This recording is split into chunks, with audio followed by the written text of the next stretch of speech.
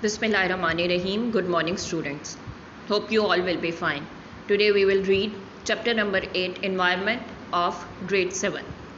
In this chapter, we will read about different kinds of pollution, overpopulation, how it affects our environment. So now, let's start reading. In the year 1800, the population of the world was 1 billion approximately. However, since then it has grown sevenfold. The population of the earth in 2014 was about 7.157 billion. Scientists estimated that by 2050 it will have risen to over 10 billion. This creates very serious problem for our environment. 2 to 3,000 years ago, most of the population of the world lived in small villages with a few relatively larger towns. The only smoke was from fires for heating and cooking. Much of the world was covered with forests, and trees were cut down only for fuel and for building huts. There was no waste from food, no paper, no tin cans or bottles apart from bones or other inedible parts. Household goods were simple and usually lasted a lifetime, and as they were made of wood, they could be burned when no longer of use. Sewage and manure were saved and used as fertilizer for the land. It also sounds an ideal situation, but there were few of the good things either. There were no medicines except herbs. There was little washing and cleanliness. It is said that in the Middle Ages in Europe, the ordinary person was washed all over only twice in life, immediately after birth and then after death before burial. He have no accurate figures, but it seems quite likely that half the number of children born died before their 15th birthday. The life expectancy for ordinary people was probably 30 to 35 years. An older person might be 50 or so, but that was rare. Life for the great majority of people was a grim round of endless work just to survive. From the Middle Ages onwards, life changed and developed. More people, though only a minority, began to live in towns. Then, from the 18th century, the industrial world burst upon society. Huge factories belching out great clouds of smoke were built. Towns and cities grew rapidly, with poorer people crowding together to find jobs in industry. There were no adequate water and sanitation system. With time, however, things began to improve.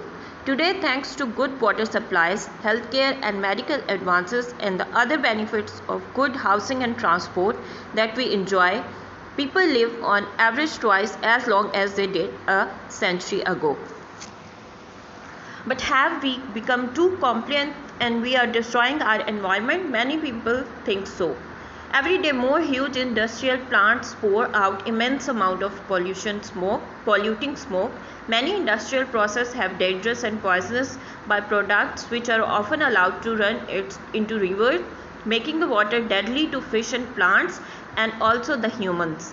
Millions of motor vehicles emit toxic gases into the air, especially in towns and cities. The gases from factories and motor vehicles accumulate high up in the atmosphere, forming a blanket which is causing global warming and serious climate changes. Almost everything we buy comes wrapped in paper or plastic or in tins. Where there is no disposable system, this waste material often accumulates in huge stinking heaps, breeding rats and diseases. Society encourages us to keep buying new equipment for our homes.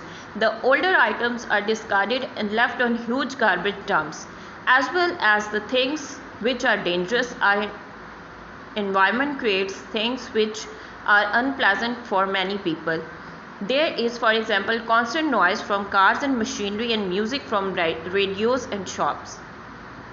There is visual pollution, unpleasant sights such as huge hoardings and advertisements, industrial equipment and electrical cables. Global warming. As we said above, the vast amount of man-made gases are building up a layer like a blanket high above the earth. This is preventing the heat from escaping into space, so that the temperature of the world is rising steadily. This is very serious indeed because it will probably alter the whole of our weather patterns. Scientists think the earth will become much warmer and drier, which for Pakistan, already on the borderline, could be very serious. It will also mean that much of the polar ice will melt. It is already retreating several kilometers a year, and that sea level will rise. This will seriously affect low-lying countries such as Bangladesh and Maldives. Hope you will understand it. So read it by yourself. If you have any question, comment in comment box. Take care of yourself. Allah Hafiz.